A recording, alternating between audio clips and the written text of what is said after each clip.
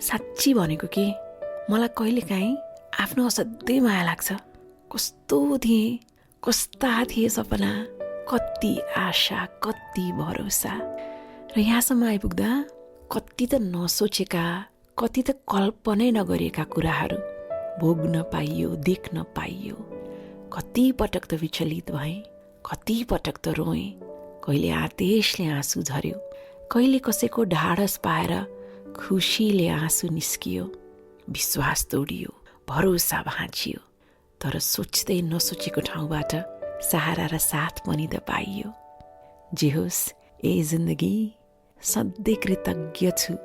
कमजोर पाइलामा कहालिँदै कुना पसेको रात पनि याद छ। हार मान्ने छैन भनेर आफैले मन बाँधेर कदम अघि चालेको नि याद छ। र अहिले साँच्ची आफैले आफैलाई धाप मार्न मन लाग्छ, स्याबास भन्न मन लाग्छ। तर सकिएका छैनन् समस्याहरू, आइरहनेछन् चुनौतीहरू। कहिलेकाहीँ मन दुख्छ है, कहिलेकाहीँ कस्तो थकै लाग्छ है।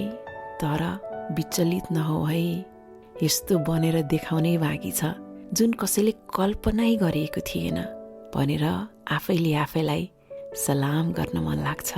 र त्यतिखेर साँच्ची भनेको मलाई आफ्नो असाध्यै माया लाग्छ।